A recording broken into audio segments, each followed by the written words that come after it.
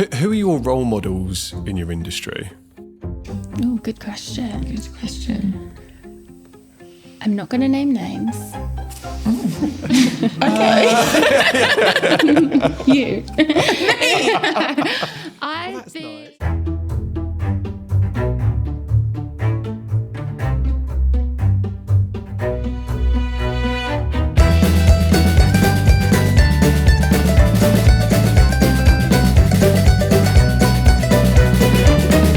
Hello and welcome to JobsWorth. This week we are joined by Emily Koppit and Jessica Bond, who are the founders of production company 9. This was a really lovely chat. Emily and Jess are incredibly inspiring people. They are rewriting the rulebook when it comes to experiential marketing. We talk about exactly what that means, whilst respecting the traditions around processes and the way that creatives work. They are also embracing their roles as role models themselves in an industry that is still growing and still taking shape. I really hope you enjoy the conversation. As always, if you can, subscribe to the YouTube channel, rate and review the podcast wherever you're listening, and stay tuned for next week. Right, okay, we're going to start with the opening tradition on the podcast, which is, as it always is, when you were younger, what did you want to be when you grew up? And I'm going to start with Jess. Okay. So fire away.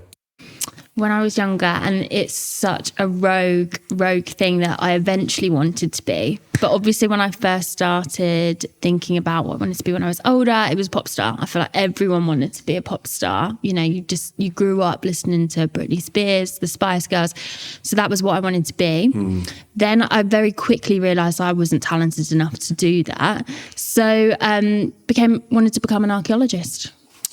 Yeah, It's quite the. I don't know if they're opposite end of the spectrum. I don't know if that's fair to say, but it's quite a swing, isn't it, to go from pop star to archaeologist? It is, and I think it all came from the love of history at primary school that didn't continue on into secondary school. I think history got very boring at that point, but it was learning a lot around history, lifestyle, culture through playing dress up. And I have vivid memories of being a young girl and having to dress up as a Victorian child and a Tudor child. And my dad really encouraged that. And I think from then on, I was like, do you know what? I want to learn more about history, and why not be an archaeologist to do that? Yeah. So yeah, archaeology was something I was really gunning for. I don't know at what point it vanished. It trailed off. Yeah. But that was... Do you think it was the type of history you started learning about in secondary school, then the interest just started to fade? There was less dressing up, I guess, in secondary school. Less dressing up. Around history lessons. Yeah. It steered more into history, politics, which I was just like, you've lost me. Yeah. Okay. I think it was like, I guess, immersing yourself in the world of history back in primary school and learning through different senses, which really kind of sparks that imagination for me. Okay. Yeah. And I asked the question because I like to explore the through lines of what it is you do now. And the way you're talking about it, like sparking imagination, it does connect to what you do now. I know, weirdly. So that's really nice. But I'm going to explore that a little bit. But Emily, what about you? Oh, I wanted to be a star. Okay.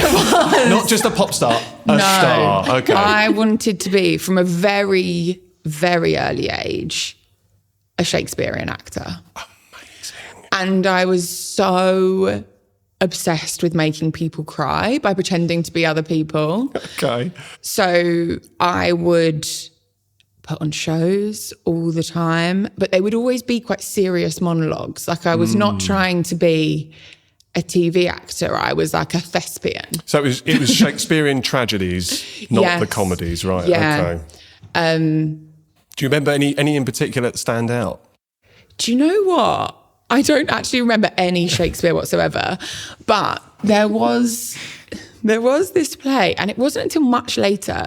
Like, mine didn't disappear at primary school. Right. I'd say this went on until my performance art degree much later, where I was still convinced that it was the journey for me. But for secondary school, I went to an all-boys school. Okay.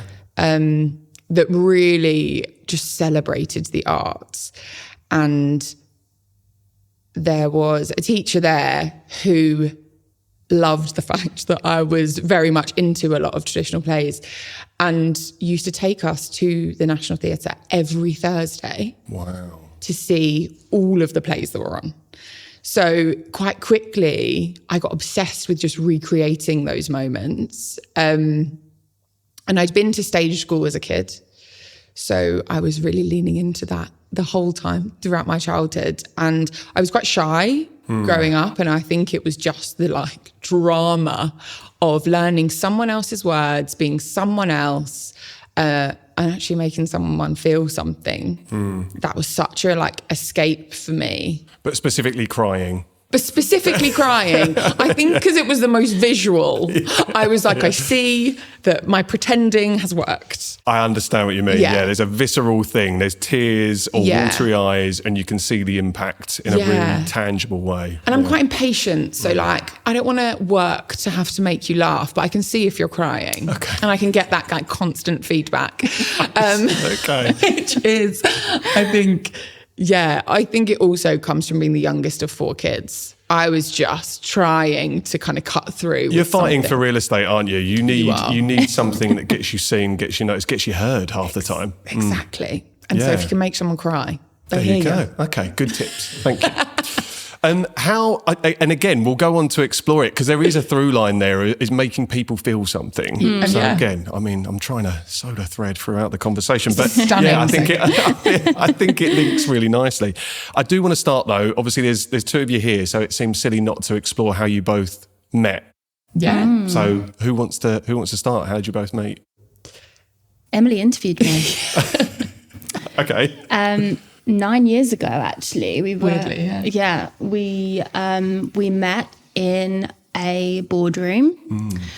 I'd applied for an agency job within a PR agency. I rocked up really not expecting to even succeed in the interview. And I was met with Emily first, and I thought I immediately got a lovely energy sense from her. And I think we just hit it off from that point. Like you'd been in the agency at this point for a few years and you were kind of a one-man band. Yeah, I had been working in fringe theatre for a really long time and was just temping at this agency. I didn't know what they did. I didn't really understand their world. I was like, I'm a theatre darling.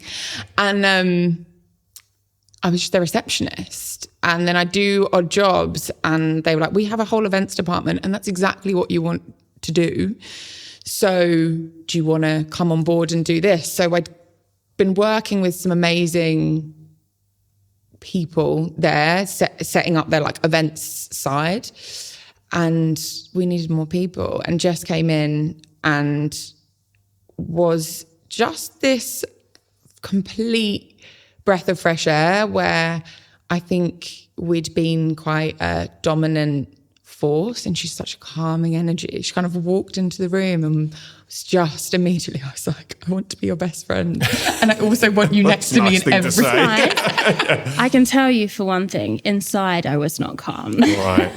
Yeah. I may have looked calm, and I guess that is the key to events, is you have to look calm, but inside you could be scrappy and chaotic. It's the image of the swan on the surface Exactly. and then the feet paddling underwater, isn't it? And trying to get things moving. Yeah. Okay. So I feel like the universe brought us together in that moment. 100%. And then we worked together to graft, to build up that agency for someone else, made all of our mistakes, sorry to them. But that was like I call it like your sandbox, so to speak. You can get in there and hone your craft in that environment. And do you know what? I'm so grateful for that experience. Like we were given such creative license, so much free reign. We were spending someone else's money, building an event agency from scratch and just kind of testing the waters. And we were really left to our own devices for most of the time. Yeah, we had a great mentor at that time as well. We set it up with one other woman who massively has shaped who kind of we've become professionally and let us we were young. I think we were like early 20s. Yeah. And just was like, go for it. I'm trusting you creatively. Here is this massive Warner Brothers thing. Here is this massive John Lewis thing. Just trust you. Yeah. Wow. Which is terrifying. Yeah. But meant that we were like, okay, someone believes in us and believes in what we're doing together. And we were quite quickly getting that feedback from people that there was something that people couldn't quite put their finger on, that when we came together, we were so much better. I would imagine you're still making mistakes in those early days too, right? For sure. Yeah. I mean, we're still making mistakes now. Yeah. It doesn't stop. I guess you refine that over time, but that again is a nice environment where someone's putting that trust and they're giving you, maybe carte blanche is too grand a thing to say, but they're giving you that trust and autonomy to go out and prove yourself. Yeah. And you've got a degree of security in that you are working for another business too. Yeah, And it sounds like it, as you say, it shaped and helped to define at least the early part of your career. It did. And then we did a Ross and Rachel and took a break. Right. And was that a mutual thing? it was. We had quite a big strategy that, looking back now, I don't think either of us realised it was a strategy. Did it, in retrospect, is it better to say it's a strategy, but at the time it might have just not been so much? No, it was really quite measured. I was like, I'm going to leave. You're going to take my job, learn how to do my job. We're both going to freelance for a bit, learn from everyone else. And then I think we'll come back together when the time is right. It was quite a confident knowledge that at some point we'd come back together. Yeah, there was no time scales to it necessarily. But there definitely was the feeling in our guts that we knew leaving the agency wasn't going to mean that we weren't going to work together ever again. So that was quite reassuring. Yeah. And I think it gave us both the confidence to actually go out and be freelancers independently and like spread our wings, as cliche and icky as that sounds, and like do our own thing and kind of like learn how other people work and learn how we might work with other people, because we'd been so used to working together as a for duo. such a long time. That when we both did finally go freelance, the universe just kept bringing us back together. So how long was that departure from each other? Let's say on a 12 months. 12 months. And we worked together in that time. Okay, yeah. Okay, so it wasn't. So it was a break, but quite a short-term break. Yeah. Yeah. Okay. Yeah, it But again, the was. universe is It was telling a you something. Maybe. situationship. We were still seeing each other. Yeah, there were just I think we relied so heavily when we worked in agency on the other person's opinion and insight from just different perspective. And you were always my safety net. And I just wasn't ready to let that go when I went freelance. And I knew I had to make decisions on my own, and I knew I could. But you were always a bit of a fail-safe, and I'd just text you and be like, hey, I'm doing this project. What do you think of this? Or do you know anyone for this? And it was always, I would always come back to consulting you in some shape or form. So, yeah. It's lovely to have that security, isn't it? And a sanity check at times. But you do also want to, that feeling of independence and just backing yourself and advocating for yourself sometimes can only happen when you're in an environment when it's just you on your own. And you're stranded. You're like, I've got no one else to do this. And the only way I'm going to learn I can make the right decisions is by not having someone else to message or text or turn to. So it does, I think it strengthens the way you approach work. Definitely. And it sounds like that's what happened. Yeah. And I think that also quite practically had to be a bit of a leveling, right?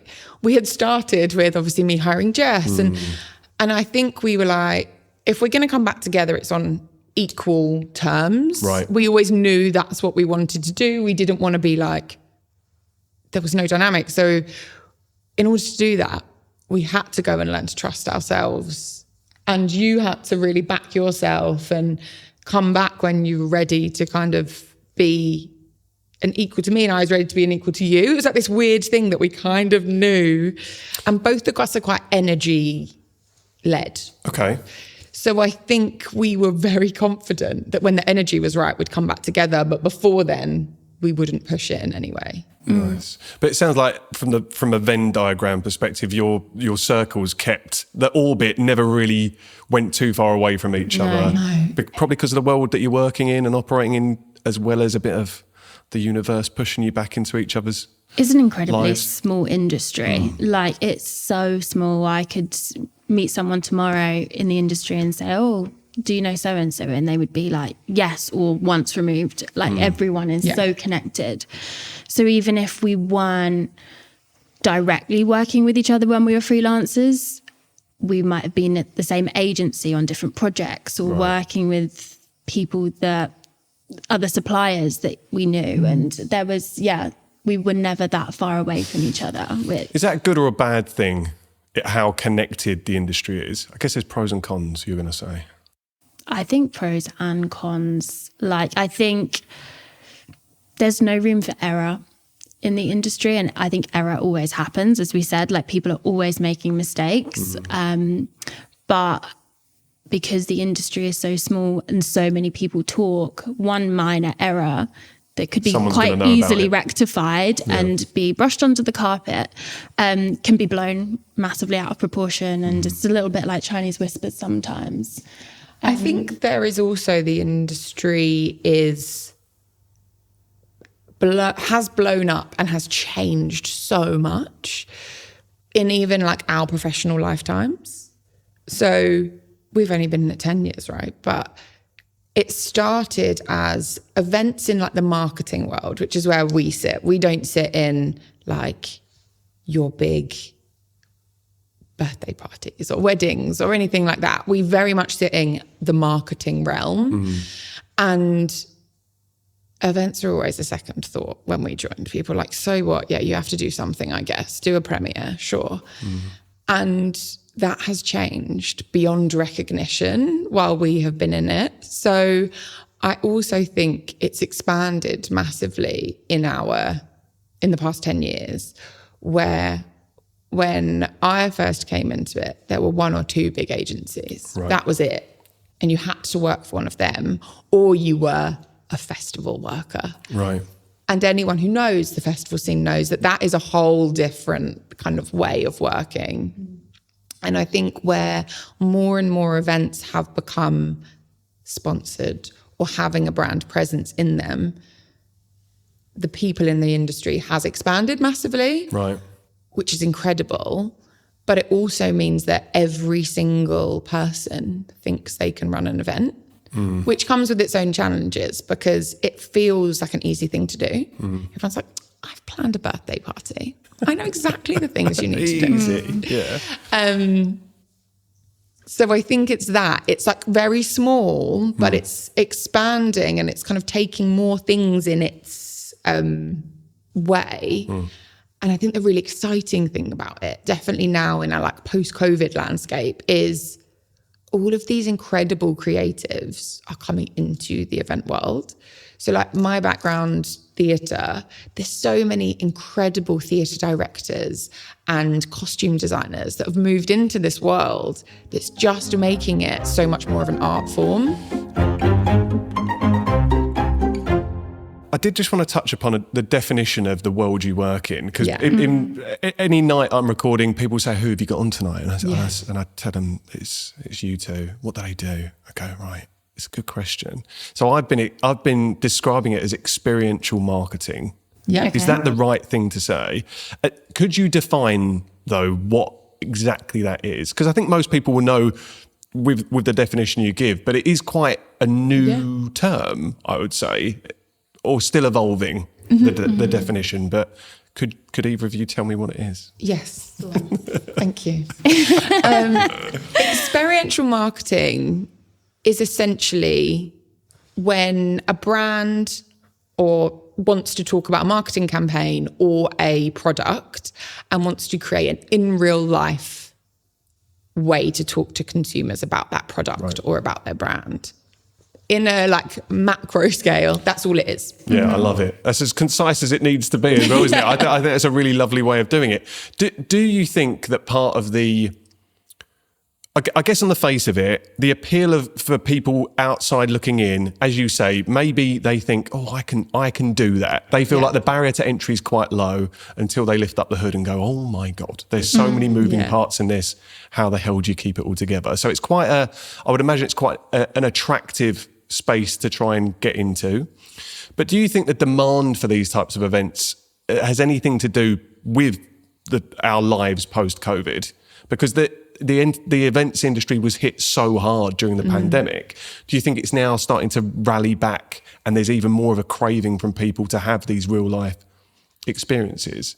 I think just in life, people are looking for more human experiences, and brands and our relationship with brands has completely changed. With COVID, maybe just with the kind of more digital landscape we live in, maybe, but brands are no longer these big things that people trust. They have to earn that trust. And what we does is allow them to show why. Because if you have something that's quite untangible, like a podcast, for instance, so we work with Audible sometimes. That's hard, right? You're like, why would you trust? And if you can create a world in which you can experience that thing, there is an emotional connection that's made between person and brand because they have been in that same world together, that they'll then recall and they'll tell their friends. And word of mouth, as we all know, is the strongest form of marketing. And experiential is the way you get that word of mouth. Nice. And I think to add to that, like, we consume so much as individuals, people on a daily basis through social media and other media forms, and it's just quick. We just want the next dopamine hit. We're like, on to the next thing, on to the next thing. And for us to retain any kind of emotional attachment to those things, they pass us by so quickly that we just don't really remember them. I think when you can experience something physically through senses, and that's often something that we really try and build into our experiences, is like evoking emotion. How are people feeling? What are they smelling? What are they tasting? What are they seeing? How are we really enhancing that emotional connection from brand to consumer?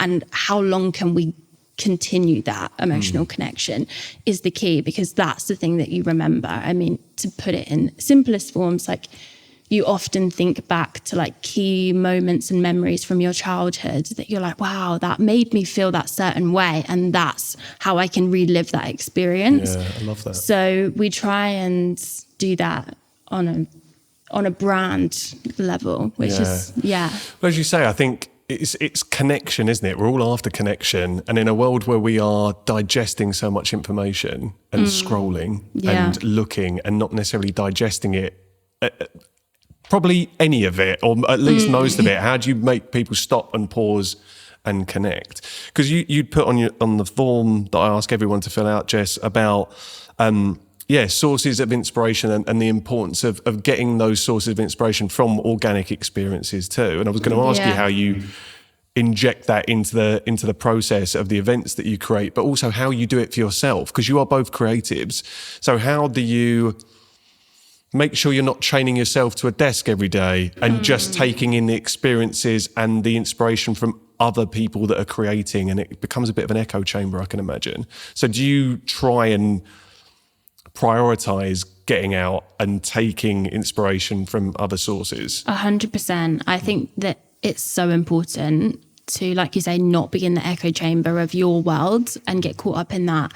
And there are so many experiential campaigns happening all the time. And there's no real new idea. I think that we have lots of different iterations of ideas and creatives that we evolve. But you can take really lovely nuggets from them and create something new and create a nice new experience, but you don't get them from sitting at your desk. And I mean, there is an element of going on Pinterest or doing some mood boarding and having a meeting together and just being like, how do you feel about this? But it's getting out and not thinking about it at all, actually. And I think like not putting any pressure on the creative process. And that is a luxury. Time is a luxury. If you have time to just let something marinate and come to you naturally, then you're cooking on gas, to be honest. But like, I think doing things that feed your soul and that make you happy and feel relaxed and stress-free can then release those kind of neurological, wonderful things in your brain that can get those creative juices flowing. Weirdly, I was talking to someone earlier and we were talking about the different parts of your brain, and I will not remember the part of your brain that is the front part of your brain that talks about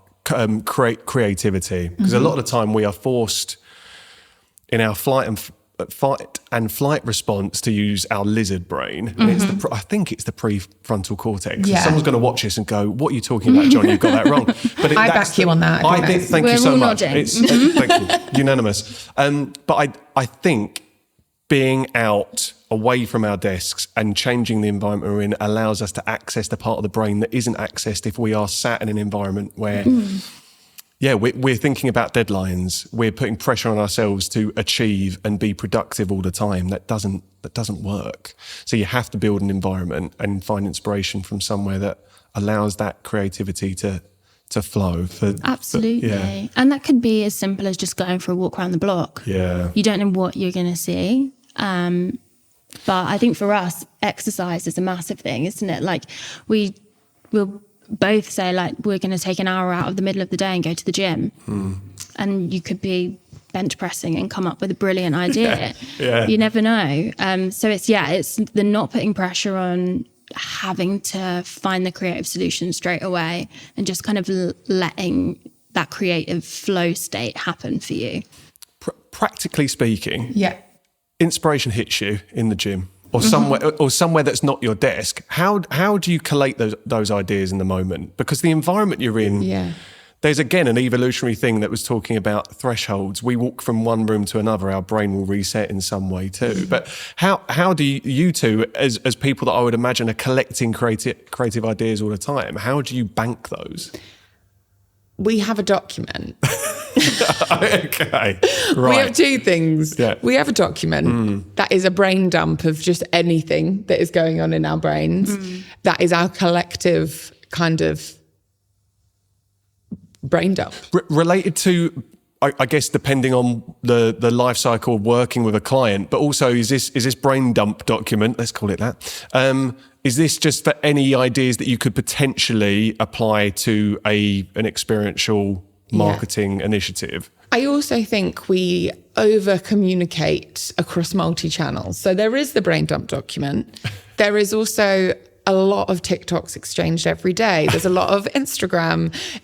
WhatsApp voice notes? Exchanged. Yes. A lot of voice notes. A lot of voice notes. We have actually a WhatsApp channel. We were talking about this earlier, and if it's weird, we have a WhatsApp channel that is called 9, only has us in it. Yep. That is work chat. And then we have our friendship chat, which is the normal one. I think it's important to try and be boundaried on that. Yeah. For sure. And so there is just this kind of mess sometimes of ideas. And I think where we are trying to now integrate a lot more automation into our workflows and the way that we're doing stuff, the document is becoming more of a place we're doing that. So it's within our kind of artificial intelligence. I know what you mean. It has to sit within the system because otherwise you can't have the magic of automation trying to collate that or do something with it. It needs to be in one place, doesn't it? Okay. Definitely. And I think the beauty of the type of creatives we are is we are creatives based in practicality. So we have a very specific problem to solve when we are thinking creatively. So quite often you can quite pointedly put yourself in the right environment.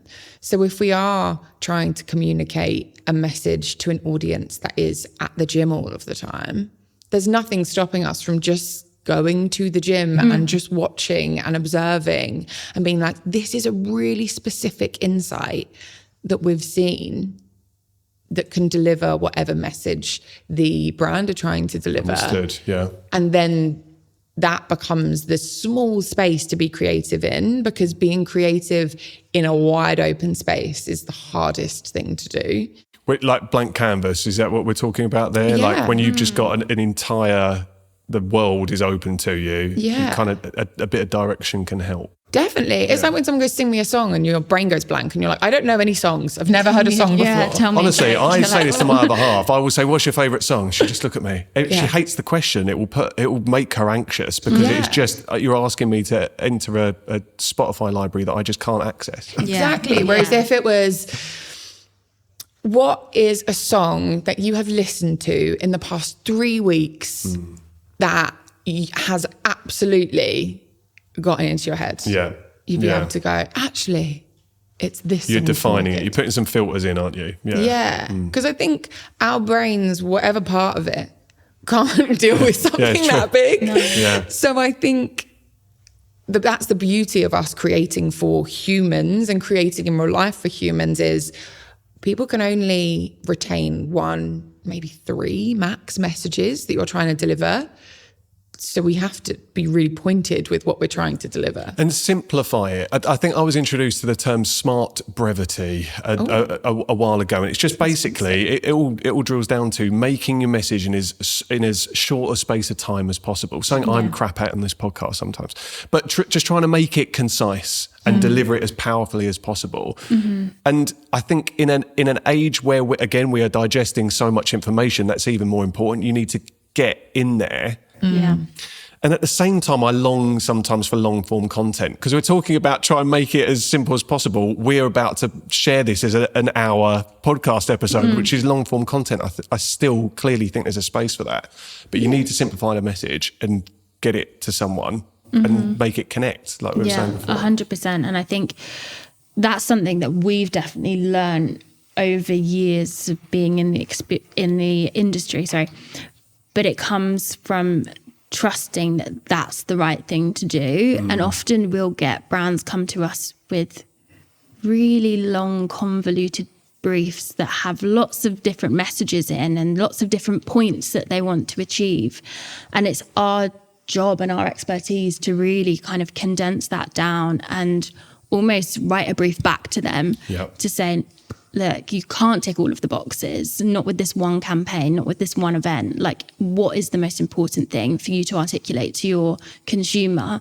And then we can take that nugget and really run with it. But I think for us as kind of event creators, we can't make the impossible happen. We have to have that insight, that strategy, that one line brief that can really make sure that we're getting that one message across.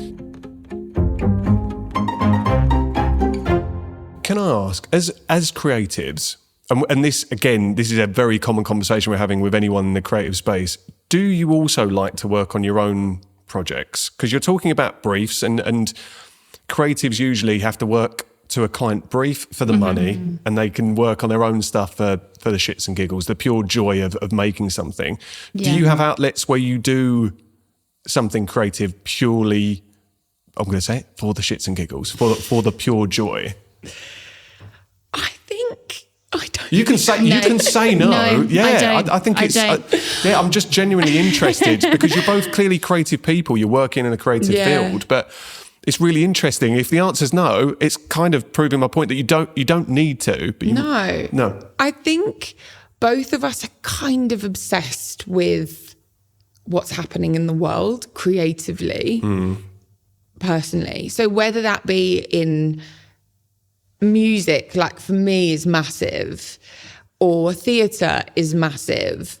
And I think it's that the need to create isn't necessarily the thing. It's the appreciation of what's being created. And I think both of us, like, your world is so much more visual. Jess is the beautiful world she can create visually to look at are wild. I'm like mind blown by it. And for me, like, that feeling probably comes back to the beginning with like making people feel something. I think we're both a little bit addicted to making someone feel something. Right. And it's so much easier when you have money to do that. I almost All think comes down to money. Yeah. We need a budget. we need a budget and we're both too tight. But yeah, I think it comes down to that is we are, and maybe there is. I mean, I tried to write a book last year. I was terrible at writing, turns out, and I didn't like the immediate. That's not true.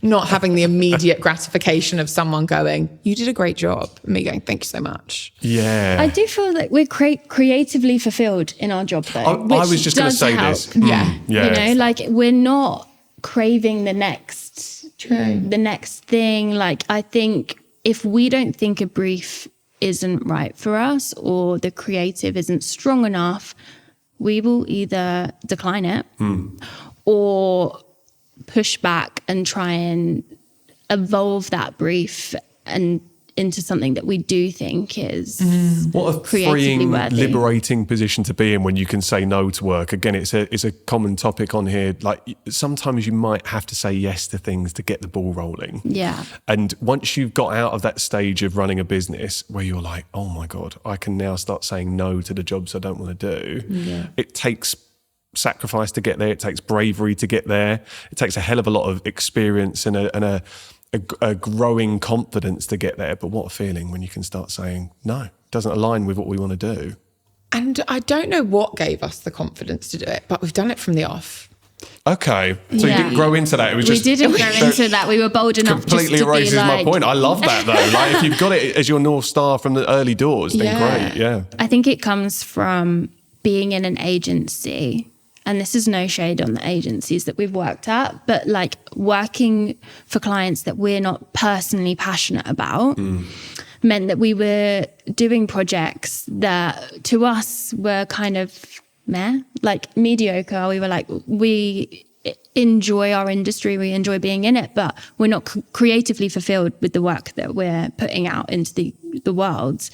And I think starting 9 for us, but before we started it, we were like, we need to be doing stuff that we're proud of, that is gonna excite the next generation of people that are gonna come after us, that are gonna want to do our role. Like it's a niche, and we want to show people how cool it can be and how exciting it is and how much creativity you can put into your job.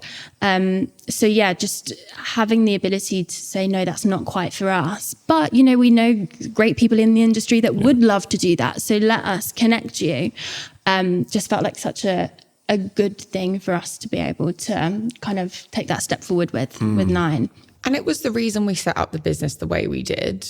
We weren't like, we're going to grow to a massive team. We were like, we are us. We will stay us. But that means we need to bring in experts when we are not the experts. And so bolstering the team underneath us with someone is that passionate is infectious. Yeah. And we, for like a couple of years, we were like solely working in beauty. And we were like, whoa. Like we both love to express ourselves in beauty and fashion, but that's not all we want to be. Yeah, you don't want to be pigeonholed or limited by exactly. that. Yeah. We love a story. We love fitness, and that's where we're sitting mostly at the moment. But I think it's that those worlds coming together and us going, we will always take work that we are passionate about or a challenge. Like we have done work for stock cubes. Neither of us are passionate about stock cubes. What? I know. For yourself. But the challenge, the thing that they wanted to achieve was so exciting. Well, to get someone passionate about stock cubes or connect with stock cubes, I guess, right? And no shade on stock cubes. They're fantastic. It's one of the case studies that we speak about the most, considering it's probably the most unglamorous of clients. But what a thing to be able to showcase that we took this and we did something really fucking cool with it. Like that's a great thing to do. Yeah. And I think that's part of the creative fulfillment. Like we will in the 1 week be dealing with a really cool artist and headphone brand, be an audio. Then we'll switch over to like Bigham's ready meals, and then we'll come back to like audiobooks, and it's so much play Yeah, it goes back to the point you made. You're creatively fulfilled. You've got variety. You've got the connection with what you're actually helping to promote. And I think that's, I say it all the time, connection with meaningful work and purpose is what keeps people engaged. And I think the minute you lose connection with that, that's you're on a path then to having to change something. So find that connection and then grip onto it with both hands and just don't let go. It's a really lovely way to work, and you built that environment yourselves. I do want to talk about the genesis, because I don't want to miss this point to make that you were invited to a pure PR event. Is this what we're saying? Can we talk about this? Yeah. Because I do think this is amazing. At this point, you hadn't formed Nine. No. Were you aware of the collaboration? Did you have this idea that you were going to start something? Not at that point. I'd say not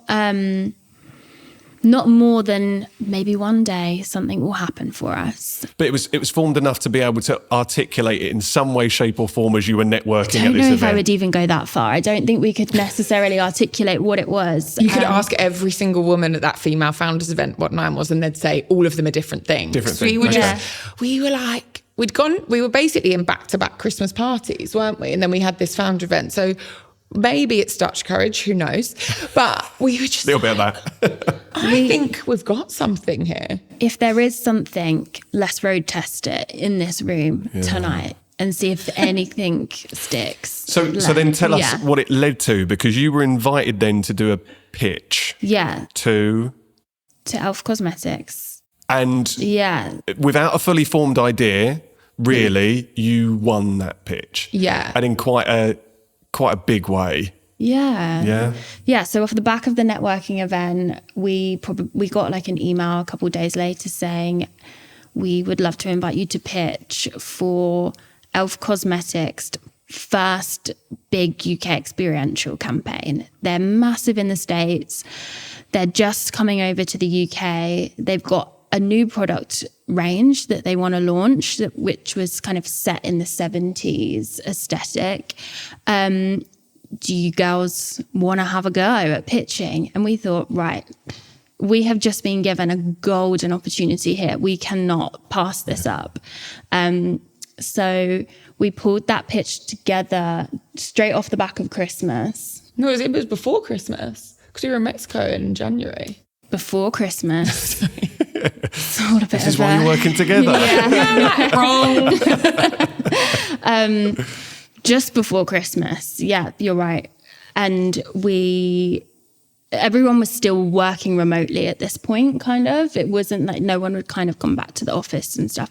And we pulled this pitch together. With just our two separate faces. So we were like, we can't figure out a name for this thing in a week. We tried. I got my other half. I was like, what's our name? And he was like, well, here's some like strategies, some brand strategies people do. Yeah. And we were like, this is all rubbish. We're just Jess and Em. And we are just two girls that are passionate about experiential, and we are here to give this a go. And it was with the US team, and we were the first out of 3 agencies to pitch. And I think it was a Friday night. We had the 5 o'clock slot, which is like anyone in the industry knows that is the worst time to pitch. We did the pitch and we were actually really proud of ourselves. We were like, we were well smug. I think smug is the right word. We're like, we got away with it. Like they were nodding. To pitch something.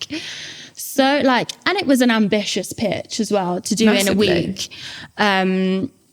We poured ourselves a glass of wine over Zoom and we were like, we were just hyping each other up. And then my phone rings and I was like, oh my God, it's the guys we were just pitching to. And Emily was like, I'll go on mute. Answer it. So I answer it. And they told us we'd won the pitch and they didn't want to see any other agencies.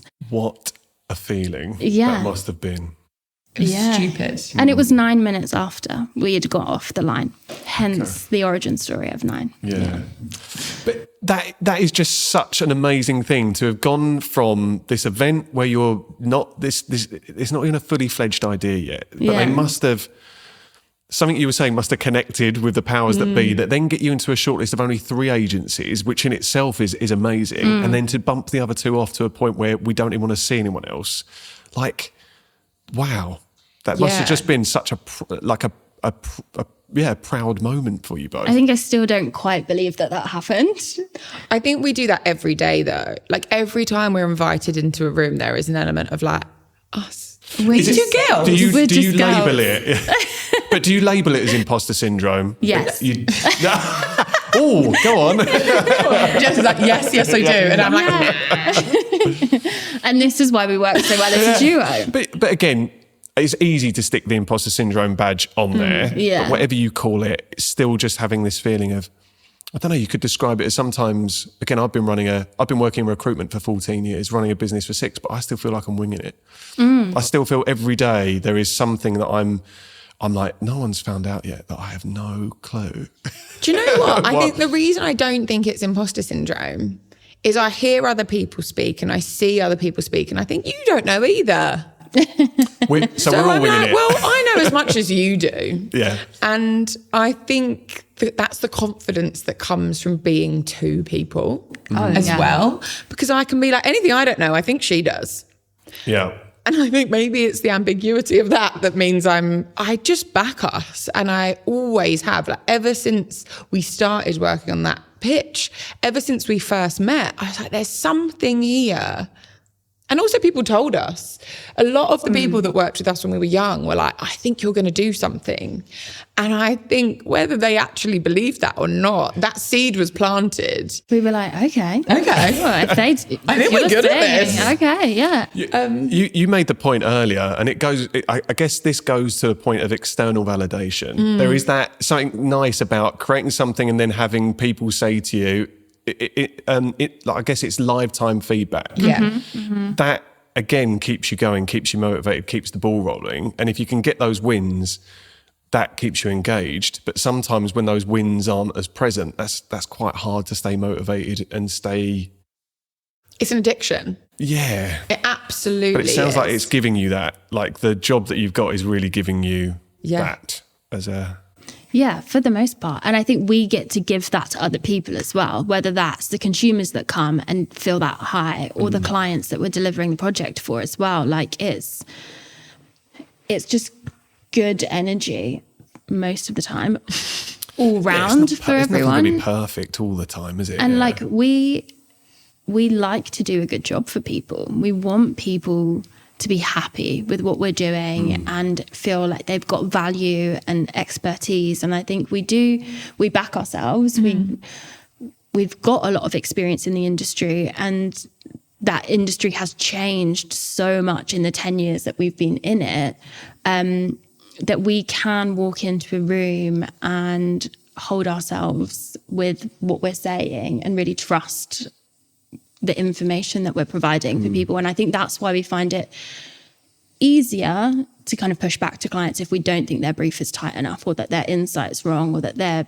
approach might not be necessarily the right approach for the audience. And I guess it's how you push back and then how that's received also informs whether that's a client you want to work with. Definitely. Maybe you've lucked out and anything that you've tried to push back on is received in the way it's intended, but I'm sure you get some resistance points. I think when we set up, we only had we started talking about principles really early on. Okay, that's good. Yeah. And our industry is known to be, or just the events industry, beyond us, any event, wedding planners, all of it, let's talk about it as a holistic thing, is known to be one of the most stressful jobs you can do because things go wrong. It's live.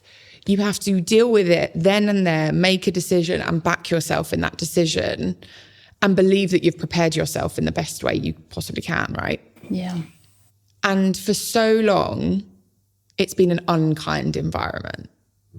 It has been competitive and bolshy, and it has been panicked, and it is panicked. And I think when we were realizing the way we wanted to work, we were like, if we just approach everything and everyone with kindness and respect, I think that's the way we change things, is like by the little things that we do. And with that kindness and respect comes going, I actually don't know. And I think that's where the imposter syndrome disappears, because I'm not pretending I know something that I don't. So if you're going to ask me a question, I'll know the answer, or I won't. Yeah. And that has just been so beneficial to us, because it gets us the best people to work for us, because we're known for being fair and respectful and kind and feeding people and providing a toilet, which all of those things are not a given. They're not and the haven't norm. been a No, given. no, Interesting. yeah. Wow. So I think it was small things that we made really early on, and decisions that we made really early on, that have given us the confidence to go, we're not imposters because we've seen this change, but we do feel like just girls. Just girls. I mean, you said on your form as well, you're challenging like the traditional way of doing things in what you're talking about. So yeah, having a clear sense of your values and principles and the mission that you're on is so important from the off. And the fact you had those conversations early on, again, has helped you stay on course, I guess. And it really does sound like you're changing the way things are done. It's still quite a new thing, isn't it? So it's not like this entrenched industry with decades and decades of history. But do you think there are parts of it that you've seen from 10 years ago that you want to retain? Because we talk a lot about trying to revolutionise is too big a word, but definitely cut out some of the negative stereotypes or stigma that might have been associated. Like, again, people need a toilet. People need to be fed. Like, again, just treating people with kindness and consideration. But are there any parts that you kind of saw from a decade ago and you think, that is something I want to respect, that way of doing things? Is there anything that you can define from that, or does it all need throwing out? No, I don't think it all needs throwing out. I think respecting the process is a really important one, and the process of learning through doing. And I think that's something that we're seeing now with the introduction of automated systems and AI and social, that people almost feel like they can bypass the process of getting from A to B because they can just get a quick answer and a quick response from AI, when actually I think learning through experience and when things go horribly wrong and how you reacted in that moment, or being a junior and presenting a budget to a client that isn't enough money, but you had to present it because you wanted to win the business. And then having to scrap around and negotiate and try and find suppliers to do something and pull deals and things like that. And work really hard and put yourself in tricky situations to get the best outcome. And I think those processes are invaluable in our industry, and you have to learn them through doing and just time in that industry. It's like that rite of passage, right? So there needs to be a barrier to entry I think, to mean that once you're over that, once you've climbed that wall, you are deserving of what comes next. You have to put the hard yards in early on. I think that's what you're saying. Exactly. And AI, automation, whatever, does seem to be, for a lot of people, like the fast pass. There was a really interesting, there's a guy called Dave Beers who is kind of an amazing speaker on AI. And we were having a conversation with him last week, and he put it so beautifully in that you get to competency too quickly with AI. So all of that time that you're as a human being trying to be competent and you are not competent, getting to that first time you give something to your boss and they go, I guess it will do. There's so much emotion that goes into that, so much embarrassment, so much emotion that's tied to all of those things that you are in control of doing. Then you get to competency, and then you can start being great, like the upward trajectory of your brain to then go, I remember that person. I don't want to be that person. Whereas when you come in and use AI as the crutch, you come in at competency. So you will stay at competency rather than escalating onto greatness. That is such a great way of describing it. I hope so many people listen to that and take heed of that, because that is, it's seen as such a shortcut, but it's a limiting factor. Absolutely. You need to put the grind in to have earned the right to get to be competent at something. And as you say, then there's no ceiling to it. And it's so hard when you're working with junior team members in our industry, because it's so easy to appear competent and then there is nowhere to hide when you're in a live environment. So if you don't intrinsically know in your bones what you're doing, that is the most terrifying position to be in. And no one from a more senior perspective can support you because you appear competent. Great point. Yeah. Yeah. And I think that's what's missing across a lot of live industries, but I imagine across every industry, is people have got too good almost at masking what they can't do rather than learning what they can. Yeah, holding your hands up and saying, I need help or I don't know. And it's such an empowering thing to have the confidence to say, I don't know. Yeah. Because that's the only way you will learn. And so many people I talked about AI, and I'm not, again, if you listen to any of the episodes, I'm not massively pro AI. I think that's is that a fair way to say it? But yeah, I think so many people I speak to, they're like, yeah, it is a crutch. I think crutch is a really good word to use. You can use it too much to support what you're doing. Yeah. And there's always a question, what if the Wi-Fi goes off? If the connection goes, yeah, you're screwed, yeah. See, I think we are proactively pro-skeptic AI. Yes, I've just made that I up. would agree. Oh, wow, yeah, that's Talk a about label. buzzword. Yeah. But I think... Hashtag. Go in, TM. Will it catch on? Yeah. Because I think our world is going to be run by a certain element of it. And if we take the accountability of making sure that it's fair and that people are getting the right legal things are in place, again, it sounds like we're just always at talks, but we were at another talk the other day and we were chatting to the legal team at PRS who basically do music licensing, right? And they were talking about creativity and AI and the legal ramifications. And they were talking about the LimeWire, Spotify world. And when it happened to music, it was something has come in and destroyed what we knew. But instead of working together as an industry, everyone just kind of lost their minds and was like, what do? We don't know. And I think the really exciting opportunity we have with AI, especially in creative worlds, is get the legal stuff right, get copyright right, protect your work, know what's in a closed network, what it can learn from, what it can't learn from, and protect what's yours inherently, and then use it for the things that you don't want to do. Use it for those things that it is better at than you. And it's like with any team, it becomes a team member where there will be things that AI can do much better than I can because it's quicker, it has more data. But anything human, it can't do because it can't feel and it can't relate to another human being. So when you get that machine and human combination right, it allows us to all be more human. If you get it wrong, it takes away every inch of humanity. Yeah, that I think is the caveat that you need to throw in. That if you get it right, it can work, and if you get it wrong, it's such an open-ended thing. It's a conversation. It's a string of podcasts. Clearly, that I am so ignorant about that. I'm not going to be the one to do it, and there's enough people doing it. But interesting to hear again from two creative people in the creative industry that are like, okay, yeah, we can use it to our strengths and be boundaried again on how much of a crutch it is for you doing what you want to do. Because when even the ideation process that so many people I think say, yeah, it's great for ideation.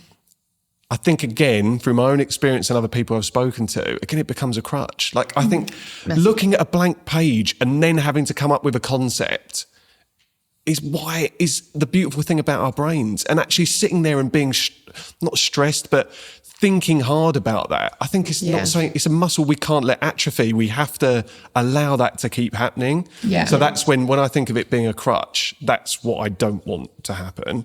I do want it to be able to prioritise the emails I need to reply to later on tonight.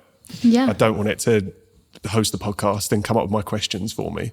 No. It needs to allow you to work more efficiently, for sure. But like AI isn't yet at the ability to create anything new.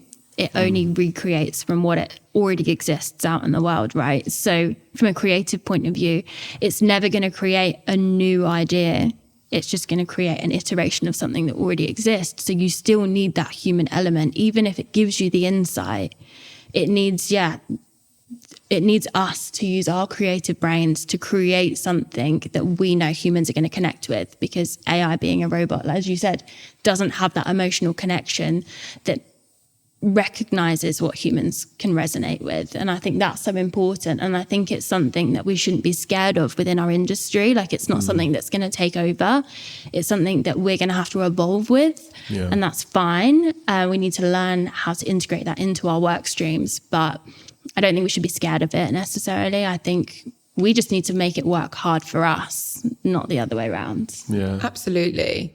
Love and that. I think it's going more creative people with creative jobs and not creative jobs. Every job is creative, but you have to learn to be a curator, and you have to learn to think critically, like you do with any inspiration or stimuli, right?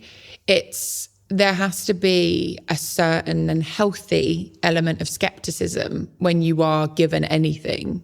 I think that's just good life advice, but I think that's that healthy skepticism is what we should approach AI with from a creative standpoint, from everything, because everything is a stimuli. You're already consuming so much information, so much content that is AI generated. That's it, yeah. And especially in your world, I guess this is the great thing where you've future-proofed in-person events. You need people, like this human-to-human interaction, which I think, again, is this post-COVID is one wave where we were craving human connection. Yeah. And now, with so much of our social media feeds filled with stuff that you look through a lens of not being able to trust and not being able to connect with, it's the in-person stuff that is just, it's just going to be a swell of that need for that. And I think it's amazing. And so much of our work now, we create environments for content creators to come into, to act as a bit of a content engine. And that has, we can only ever get so many people to an event, right? We're not going to be like, right, 20,000 people come in and have this beautiful in-depth experience. But there's a level of intimacy that's lost when you go to that level of scale. Exactly. So what is so important, and what has changed in our past 10 years, is you're not creating the event just for what's in the room, but how that translates beyond.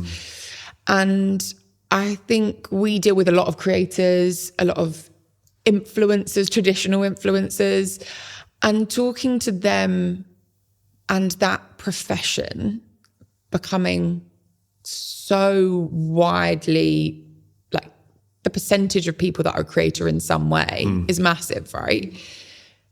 It's so lonely.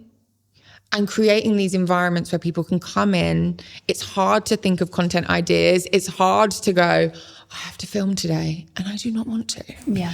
I have to be in front of a camera today and I couldn't think of anything worse. Creating an environment that makes them feel something sparks their creativity. Yeah. And I think that's what's so beautiful about making these environments, especially when we're doing like content creator trips and we're taking them somewhere and we're going, this is the message we want to deliver.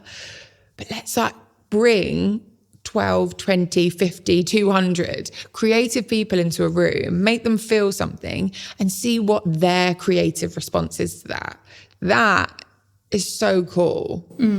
And there are going to become more and more digital jobs. And I think what's so exciting for what we do is that's going to allow all the people that have these jobs to keep creating and keep doing those things that bring joy to so many people who would never have access to the events that we put on, but they can now in a small way. And I think that's really exciting.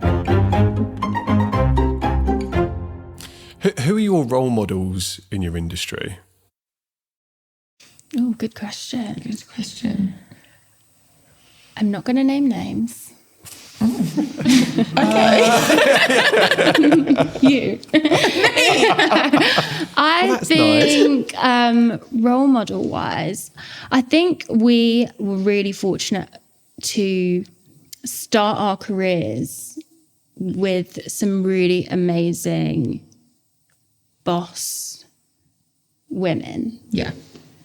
And I think actually majority of my managers and bosses, they've all been female, actually. And I think learning from them and seeing how they've evolved and adapted in an industry that's so fast paced and very male dominated, I think just gives you a bit of a fire in your belly to just go out and just prove to people that you can do it. So I think actually just like being around really great, talented women within the industry that don't appear to have that imposter syndrome and have just put themselves in those rooms, been bolshy enough to do it and to back themselves, has kind of shaped who we are and how we try and present ourselves now.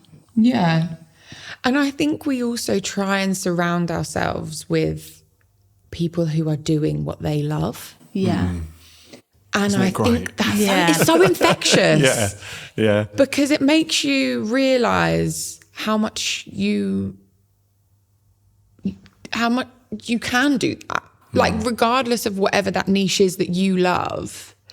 And I think for me, I come from a very strong matriarchal family and a very creative family.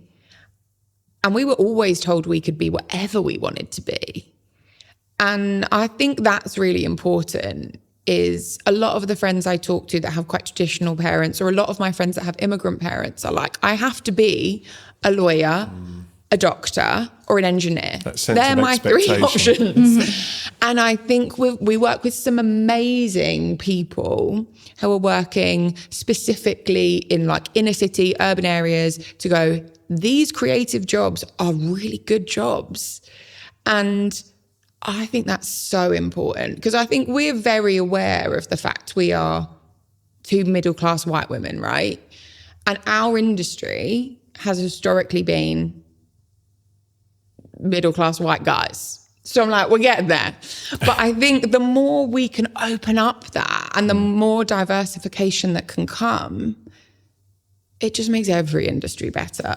So how comfortable then are you identifying as role models yourself? Are you conscious of that badge that you are wearing, whether you're intentional about it or not? On your, you are role models. How does that come with a degree of responsibility, or are you owning that? Are you happy that is the kind of path that you're forging with what you're doing?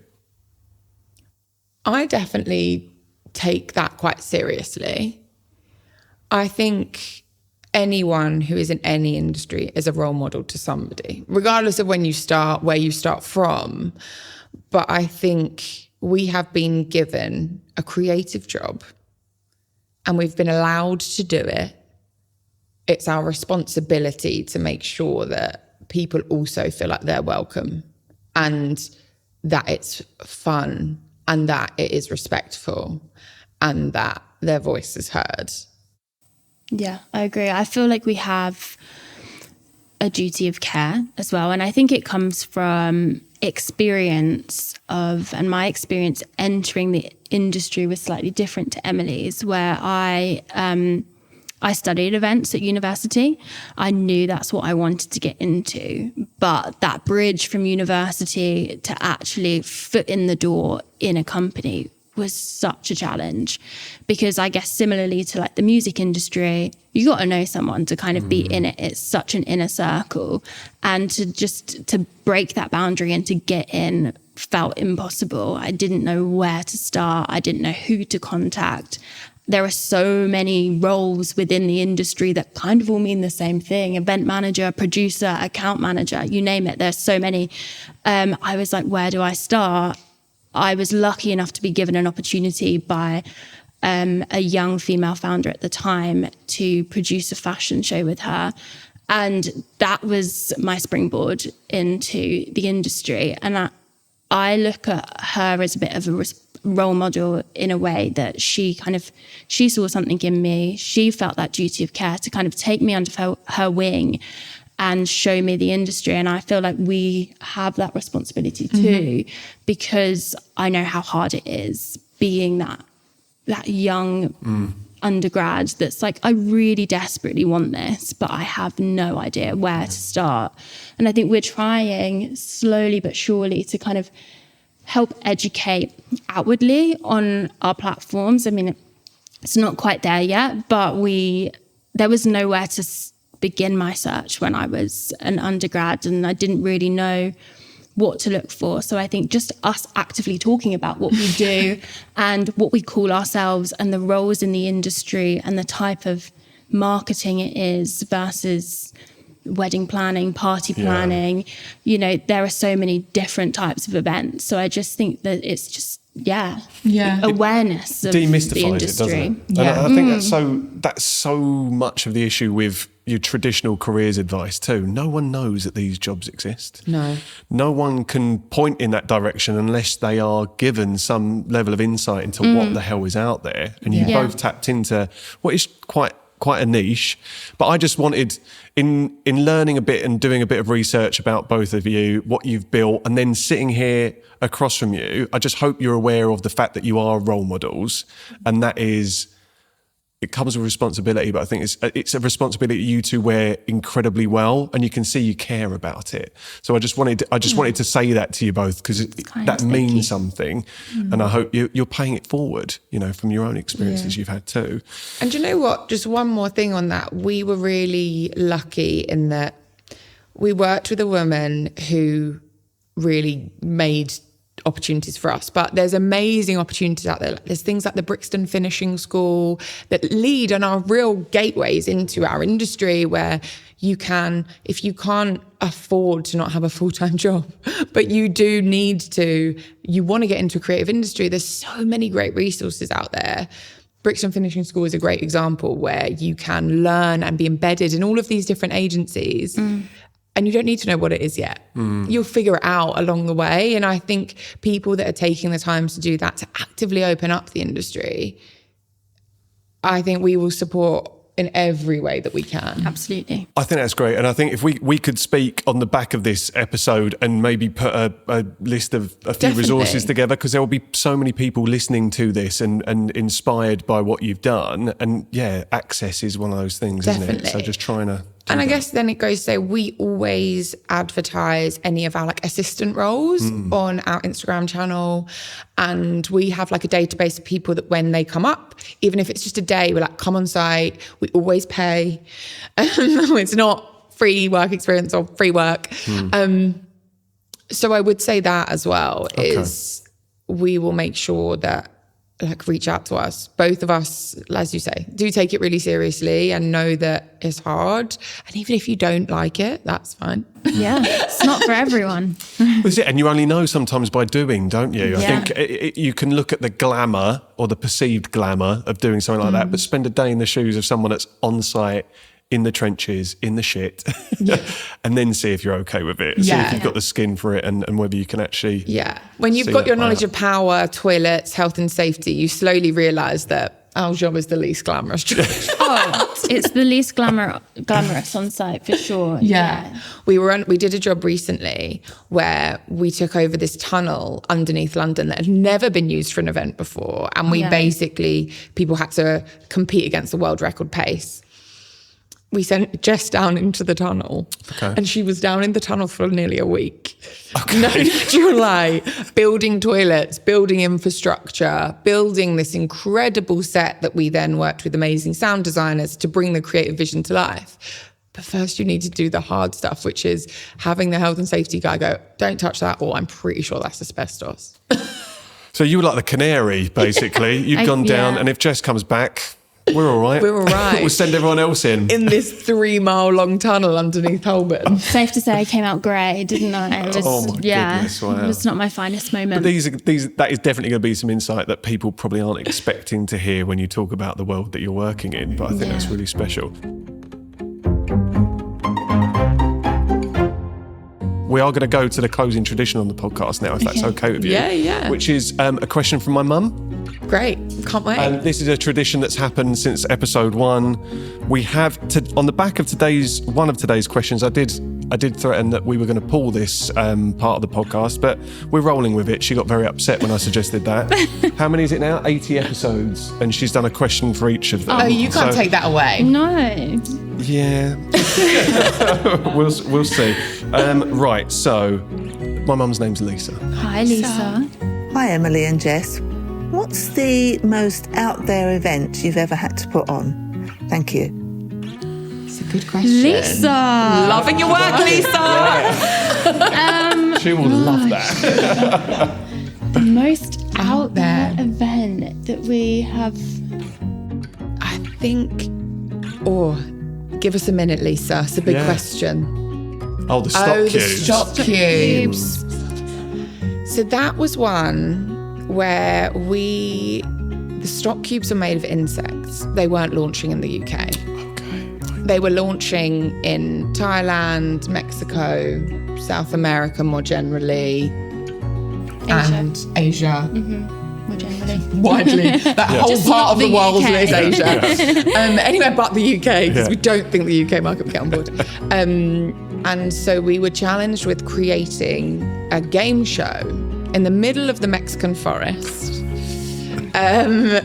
whereby a bit like Squid Games meets a Bush Tucker trial, where they had to figure out these fun facts for World Food for Good Day. Yeah, that's the one. Thank you. And so we did. So we flew 12 creators into the middle of the jungle. Stayed. It was also when like White Lotus had just come out, and so the whole crew was staying in this hotel. So we definitely went a bit crazy as well, didn't we? And we worked with we partnered with an amazing creative team. That was not actually our creative idea. We were like the executive producers on that. And it was just wild. We created this game show in the middle of the jungle. And then the second day, they had to then use these different ingredients. Like there's this amazing, really expensive caterpillar that we had to get someone to go to a different place in Mexico to pick up and fly back with. Yeah.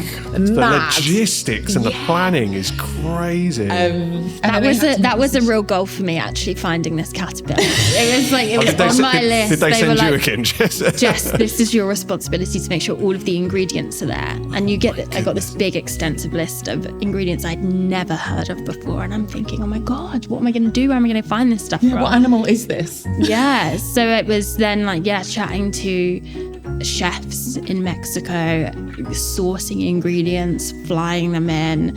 There was a point where we were in the rainforest just about to do this bush tucker trial, and the caterpillars weren't there yet.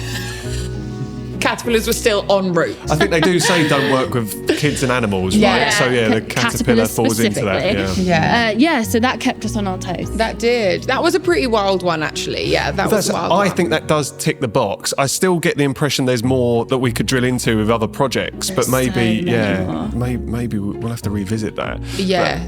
But that was Mum's question. So thank you so much for indulging us on that. And I just want to say, we never get enough time to really dive into every topic or subject that I want to try and discuss, but it's just been such a pleasure to get to know you a little better and learn about your journey and what you're trying to build, because it does feel like it feels like more than a company. It feels like a movement that you're trying to build as well. So, and you're well progressed with it. So I just want to say thank you so much for taking the time to talk to us. It's been Thank you so much for having us. Yeah, very welcome. giving us a space to jabber on and get excited. It's what we're all about. Yeah, I mean, it's a great thing that you're doing, and I guess right back at you. Congratulations, and the passion really comes through from you and what you're trying to do. Thank you so much. It's been fun chat. Yeah. Maybe we'll email afterwards and be like, you can't use any of it. We take it all back. Yeah, we're going to scrap all of that. It was shit. No, thank you. You did great. That's brilliant. Thank you very much. Honestly, it is one of those things where